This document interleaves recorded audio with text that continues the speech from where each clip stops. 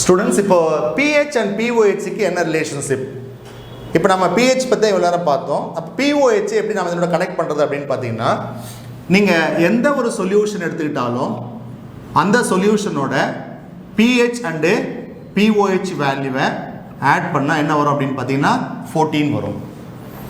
புரியுதுங்களா? அப்போது ஒரு சொல்யூஷனுக்கு pH வேல்யூ இருக்கும், pOH வேல்யூ இருக்கும், ரெண்டுத்தையும் ஆட் பண்ணால் எவ்வளோ வரணும் பார்த்தீங்கன்னா 14 அப்படின்னு சொல்லிட்டு வரும். இப்போ ஃபார் எக்ஸாம்பிள், இப்போ நம்ம லெமன் ஜூஸ் எடுத்துக்கிறீங்க, லெமன் ஜூஸ் எடுத்துக்கிறோம். இந்த லெமன் ஜூஸோட pH வேல்யூ வந்து ஃபார் எக்ஸாம்பிள் 2.2, pH வேல்யூ வந்து 2.2 அப்படின்னு கொடுத்துருக்காங்க. இது அசிடிக்கா இல்லை பேசிக்கா? இது வந்து லெஸ்ஸர் தேன் 7, இந்த வேல்யூ லெஸ்ஸர் தேன் 7. அப்போ இது வந்து ஒரு அசிடிக் சொல்யூஷன். ஸ்ட்ராங் ஆசிடா வீக் ஆசிடா? 3 வரைக்கும் ஸ்ட்ராங் ஆசிட் சொன்னோம். அப்போ இது வந்து ஸ்ட்ராங் ஆசிட். நீங்கள் ஒரு லெமன் கட் பண்ணி அந்த ஜூஸை நீங்கள் டைரெக்டாக அப்படியே எடுக்க முடியாது. புரியுதுங்களா உங்களுக்கு? என்ன பண்ணுறோம், வாட்டரில் டைலூட் பண்ணிட்டு தான் நம்ம அந்த ஜூஸை வந்து சாப்பிட்றோம். ஸோ அப்போ நம்ம டைரெக்டாக இன்டேக் பண்ண முடியாது. ஏன்னா அது வந்து pH வேல்யூ 2.2, அது வந்து ஸ்ட்ராங்லி அசிடிக்காக இருக்குது. ஓகே, இப்போ pH வேல்யூ கொடுத்துருக்காங்க இல்லையா? அப்போது இந்த சொல்யூஷனுக்கு pOH வேல்யூ இருக்கும். அது என்ன அப்படின்னு கேட்கணும். pOH வேல்யூ என்ன? புரியுதுங்களா? அப்போ pH கொடுத்து pOH கேட்பாங்க. Very simple. pH plus pOH equal to 14. So அப்போ நம்ம இதில் pOH எப்படி கண்டுபிடிக்கிறது? pOH equal to 14 minus pH.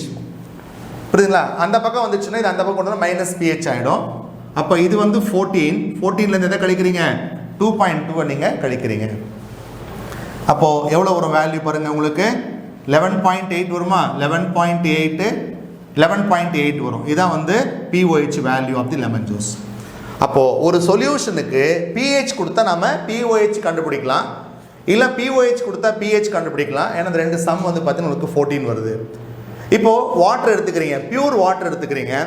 Pure water வந்து நியூட்ரல் அப்படின்னு நான் சொல்லியிருக்கேன். அப்போ pH வேல்யூ வந்து 7. pH value of the pure water is 7. What is the pOH value of the pure water கேட்குறாங்க. அதுவும் 7 தான் இல்லைங்களா? ஸோ இப்போ pH 7, pOH 7, 7 + 7 வேல்யூ எவ்வளோ வரும் அப்படின்னு பார்த்தீங்கன்னா 14 அப்படின்னு சொல்லிட்டு வரும். அப்போது நீங்கள் ஒரு pH வச்சு நீங்கள் என்ன பண்ணலாம்? pOH கால்குலேட் பண்ணலாம், இல்லை pOH வச்சு நீங்கள் pH கால்குலேட் பண்ணலாம். எந்த ஒரு சொல்யூஷன் எடுத்துக்கிட்டாலும் இது ரெண்டுத்தையும் ஆட் பண்ணால் அந்த வேல்யூ வந்து நமக்கு 14 வரும். ஓகே, ஒரு சொல்யூஷனோட pH வேல்யூ 1 அப்படின்னா pOH எவ்வளோ? அது வந்து 13 இருக்கும். 1 + 13 14. ஒரு சொல்யூஷனோட pH வேல்யூ 0 அப்படின்னா pOH எவ்வளோ? அது வந்து 14. 0 + 14 வந்து 14 வரும். ஒரு சொல்யூஷனோட pH வேல்யூ 9 அப்படின்னா pOH வேல்யூ எவ்வளோ?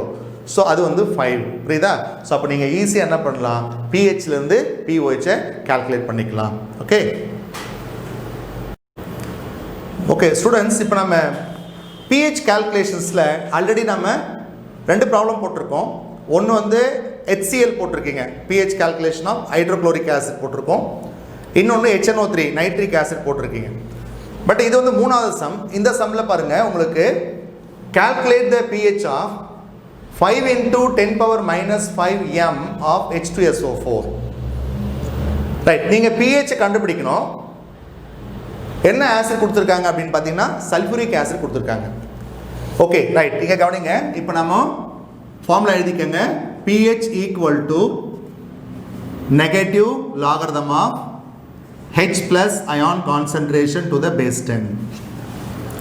முன்னாடி என்ன பண்ணோம்? இந்த வேல்யூ எடுத்து அப்படியே இங்கே சப்ஸ்டியூட் பண்ணிங்க இல்லையா? For HCl and HNO3. இப்போது இந்த வேல்யூ எடுத்து நீங்கள் அப்படியே இங்கே சப்ஸ்டியூட் பண்ணக்கூடாது. ஏன்னா இங்கே என்ன ஆசிட் கொடுத்துருக்காங்கன்னா சல்ஃபூரிக் ஆசிட். சல்ஃபூரிக் ஆசிட் வந்து ஒரு டைபேசிக் ஆசிட். இப்போ பாருங்கள், நான் H2SO4 எடுத்துக்கிறேன். இந்த H2SO4 வந்து நீங்கள் வாட்டரில் டிசால்வ் பண்ணுறீங்க. இது ஒரு solution. 5 × 10⁻⁻5 m of H2SO4 solution. அப்போ இந்த சொல்யூஷனில் இந்த ஆசிட் வந்து ஸ்ப்ளிட் ஆகிருக்கும். எப்படி ஸ்ப்ளிட் ஆகிருக்கும்? இந்த சல்ஃபூரிக் ஆசிட் வந்து ஒரு டைபேசிக் ஆசிட். டைபேசிக்னா தெரியும் உங்களுக்கு, முன்னாடி சொல்லியிருக்கேன்.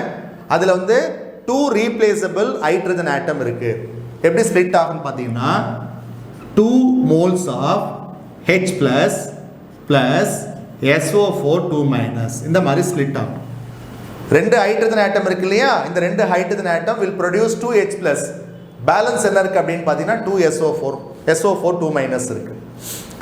நமக்கு ஆக்சுவலாக pH கண்டுபிடிக்கணும் அப்படின்னா நமக்கு என்ன வேணும், H plus வேல்யூ வேணும்.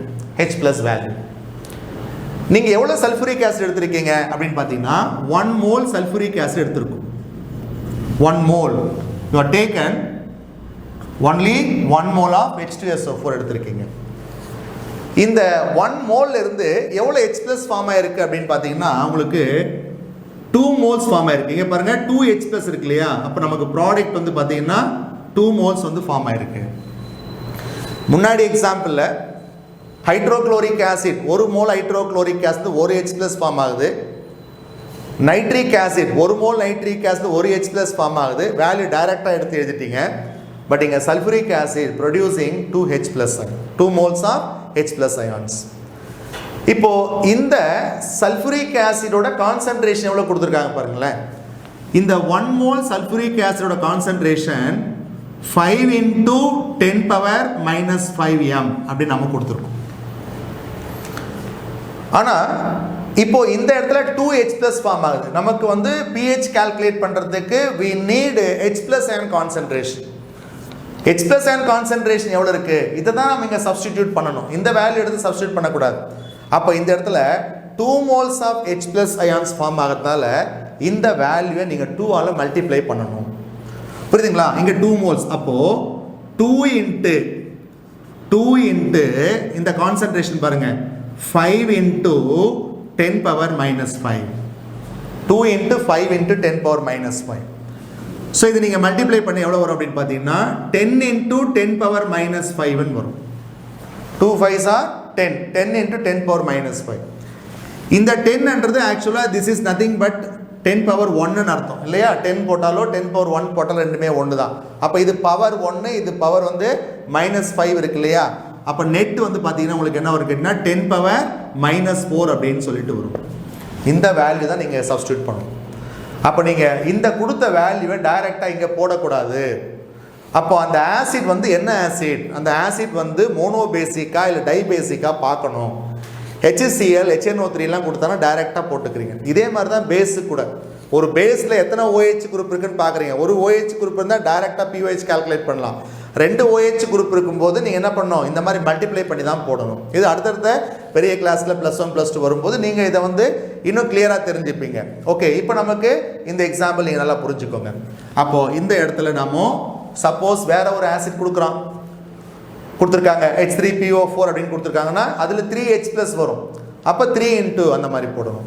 ஓகேங்களா? ஸோ -log H plus பதிலாக 10 power -4 to the base 10 அப்படின்னு போட்டுக்கிறீங்க. ஸோ இது ஆல்ரெடி உங்களுக்கு கால்குலேட் பண்ண தெரியும். இந்த மைனஸ் அப்படியே எழுதிக்கிறோம். இந்த -4 நீங்கள் ஃப்ரண்ட்டில் கொண்டு வரீங்க. -into -4 into log 10 to the base 10. So into -4 உங்களுக்கு 4 ஆகிடும். log 10 to the base 10 வந்து 1 ஆகிடும். 4 into 1 வந்து எவ்வளோ இருக்குன்னா உங்களுக்கு pH வேல்யூ வந்து நமக்கு 4 வரும். ஸோ அப்போது இது வந்து கொஞ்சம் டிஃப்ரெண்ட் கால்குலேஷன்ஸ். நீங்கள் முன்னாடி போட்ட HCl and HNO3 sulphuric acid கொடுக்கும்போது நீங்கள் அதே மெத்தடில் pHஐ போடக்கூடாது.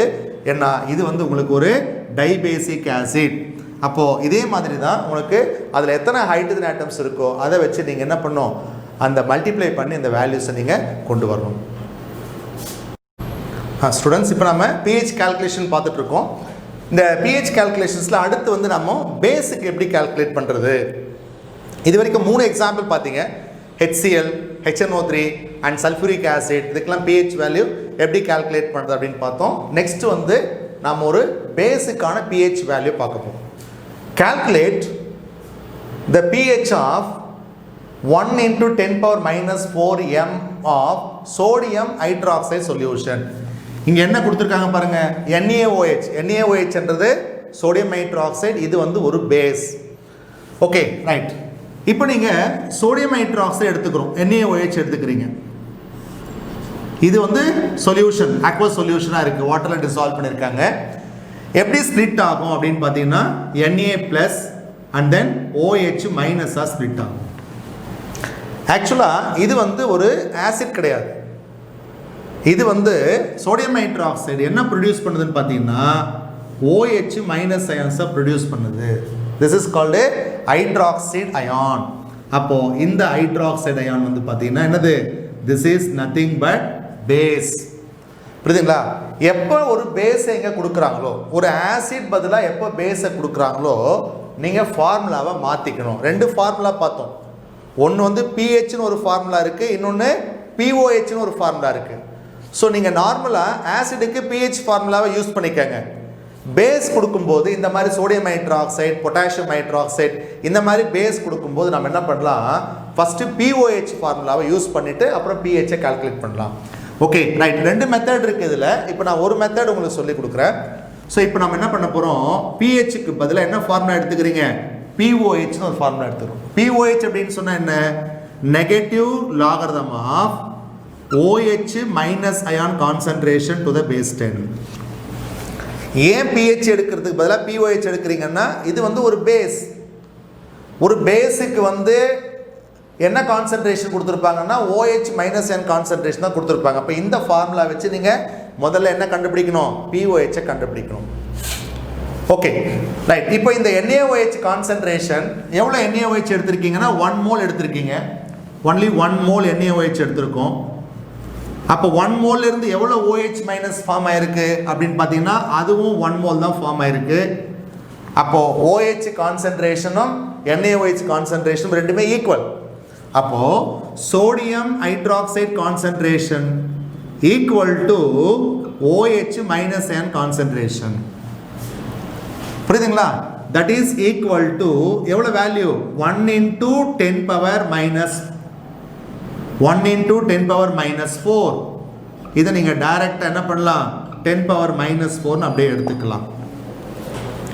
சப்போஸ் இந்த இடத்துல இப்போ இந்த மாதிரி ஒரு பேஸ் கொடுக்குறான், BaOH ட்வைஸ் பேரியம் ஹைட்ராக்சைடு. இதில் எத்தனை OH இருக்குன்னா ட்வைஸ், 2 OH குரூப் இருக்கு இல்லையா? அப்போ இந்த வேல்யூவை நீங்கள் 2ஆல் மல்டிப்ளை பண்ணணும். எப்படி நீங்கள் சல்ஃபூரிக் ஆசிடுக்கு அந்த கிவன் கான்சன்ட்ரேஷனை 2ஆல் மல்டிப்ளை பண்ணீங்களோ அதே மாதிரி பேரியம் ஹைட்ராக்சைடு கொடுத்தாங்கன்னா இதுவும் 2ஆல் மல்டிப்ளை பண்ணணும். ஸோ இது வந்து இந்த கால்குலேஷன்ஸ் உங்களுக்கு இப்போ 10th ஸ்டாண்டர்டில் கிடையாது, ஆனால் +2 லெவலில் உங்களுக்கு வரும். Okay right. இப்போது இந்த இடத்துல எங்கே OH இருக்கோ அங்கே தூக்கி என்ன போடுறீங்க, 10 power minus 4 சப்ஸ்டியூட் பண்ணிக்கோங்க. அப்போது minus log of 10 power minus 4 to the base 10. எப்படி எழுதலாம், minus into minus 4 into log 10 to the base 10. So minus into minus plus 4 ஆகிடும். log 10 to the base 10 வந்து 1 ஆகிடும். 4 into 1 வந்து நமக்கு ஆன்சர் எவ்வளோ வருது அப்படின்னு பார்த்தீங்கன்னா 4 வருது. அப்போ நீங்கள் என்ன கால்குலேட் பண்ணீங்க, பிஓஹெச் இப்போ நம்ம வந்து கால்குலேட் பண்ணியிருக்கோம். அப்போ ஆசிட் கொடுத்தா நீங்கள் டைரெக்டாக பிஹெச் ஃபார்முலாவை யூஸ் பண்ணிக்கோங்க. இந்த மாதிரி பேஸ் கொடுக்கும்போது நம்ம என்ன பண்ணுறோம், பிஓஹெச் ஃபார்முலாவை நம்ம யூஸ் பண்ணிக்கிறோம். ஓகே, இப்போ இந்த கொஸ்டினில் அவங்க பிஹெச் தான் கேட்டிருக்காங்க, பிஓஹெச் கேட்கல, பிஹெச் தான் கேட்டிருக்காங்க. இப்போ சப்போஸ் நீங்கள் வாட் இஸ் த பிஓஹெச் அப்படின்னு கொடுத்துருந்தாங்கன்னா நீங்கள் ஆன்சர் அப்படியே விட்டுடலாம் இல்லைங்களா? ஸோ இந்த இடத்துல அவங்க பிஹெச் கேட்டிருக்காங்க. இப்போ நமக்கு தெரியும் பிஹெச்சையும் பிஓஹெச்சையும் ஆட் பண்ணால் எவ்வளோ வரும் அப்படின்னு பார்த்தீங்கன்னா 14 வரும் இல்லை? இந்த ஃபார்முலா உங்களுக்கு தெரியும் இல்லைங்களா? ஓகே, அப்போது பிஹெச் ஈக்குவல் டு 14 மைனஸ் இந்த பிஓஹெச் அந்த பக்கம் கொண்டு வாங்க, மைனஸ் பிஓஹெச் ஆகிடும். அப்போது 14 மைனஸ் பிஓஹெச் எவ்வளோ வந்திருக்குன்னா 4 வந்திருக்கு. அப்போ 14 மைனஸ் 4 வந்து ஆன்சர் எவ்வளோ அப்படின்னு பார்த்தீங்கன்னா பிஹெச் வந்து நமக்கு 10. புரியுதுங்களா? ஓகே, ஸோ இந்த மெத்தடில் நீங்கள் என்ன பண்ணலாம், எப்போல்லாம் ஒரு பேஸ் கொடுக்குறாங்களோ இந்த பேஸ் வந்து நீங்கள் என்ன பண்ணுறீங்க, பிஓஹெச் ஃபார்முலாவை யூஸ் பண்ணி ஃபஸ்ட்டு பிஓஹெச்சை நீங்கள் கண்டுபிடிச்சிக்கணும். அதுக்கப்புறம் பிஹெச் ப்ளஸ் பிஓஹெச் 14 ஃபார்முலாவை யூஸ் பண்ணி இதிலேருந்து நீங்கள் பிஹெச்சை நீங்கள் கால்குலேட் பண்ணிக்கலாம். ஓகே, ஸோ இது வந்து ஒரு மெத்தட். இன்னொரு மெத்தட் இருக்குது, அந்த மெத்தட் நீங்கள் இப்போ 10th ஸ்டாண்டர்ட் லெவலில் ஃபாலோ பண்ண வேண்டாம்னு நினைக்கிறேன். ஏன்னா இங்கே கொடுத்துருக்கிறது வந்து பார்த்தீங்கன்னா OH minus iron concentration. So இதை வந்து நம்ம H ப்ளஸ்ஸாக மாற்றி கூட என்ன பண்ணலாம், H ப்ளஸ் கான்சன்ட்ரேஷன் கொண்டு வந்து பிஹெச் ஃபார்முலா யூஸ் பண்ணி கூட போடலாம். ஏன்னா உங்களுக்கு H plus OH minus multiply பண்ண 10 power minus 14 வரும் இல்லையா, அந்த மெத்தடில் கூட போடலாம். நீங்கள் இப்போதைக்கு என்ன பண்ணுறீங்க, ஸோ இந்த மெத்தடை ஃபாலோ பண்ணி நீங்கள் வந்து பிஹெச் கால்குலேஷன்ஸை ப்ராக்டிஸ் பண்ணுங்கள்.